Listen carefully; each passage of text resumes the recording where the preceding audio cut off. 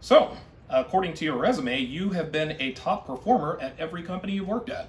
Yes, You always showed up on time and were never late, that's right. and you never missed work outside of your scheduled vacation days. Uh-huh. Call your past employers to verify all this? No. Why not? Because you should take my word for it. Well, since you are the only applicant, I guess I do have to take your word for it. When can you start? Today. So, you're telling me that every single one of your exes says that you're the best girlfriend they've ever had? Yep, And you were always honest? that's right. And you never cheated? Nope. Well, since she is my only option, I guess I'll have to take her word for it. Okay, let's be boyfriend and girlfriend. Okay. A man taking what modern women say at face value? Is as dumb as a company hiring a candidate without checking their references. Now watch what happens when both men or employers don't thoroughly vet their candidates. You wanted to see me? Yes, have a seat. Okay. Teresa, we're letting you go. Why? Well, you've missed 17 days. But I was sick. My dog died and my friend went through a really bad breakup. You've been late 11 times.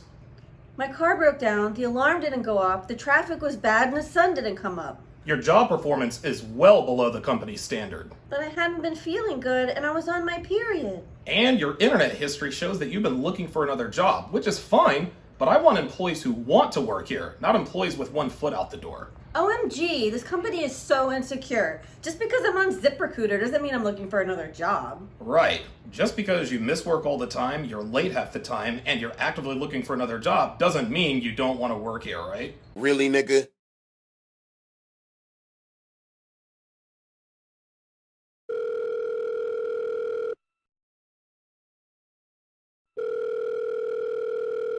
Hello? Teresa, we're breaking up. Why? You're almost never in the mood for sex. I get migraine headaches a lot. You go out with your friends and stay out till like 3 o'clock in the morning. I have a right to have a good time, don't I?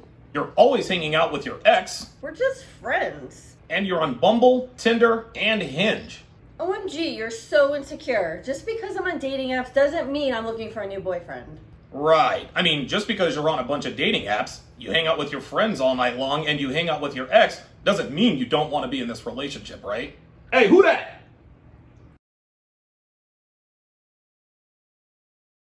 If a company hires someone who says they're a great employee, But turns out to be a bad employee. then that's the company's fault, not the employees. And if a man commits to a woman based only on her word and she turns out to be a terrible girlfriend, Then that is the man's fault, not the woman's. this is why it's important for men to have options. And why it's important for companies to have many applicants.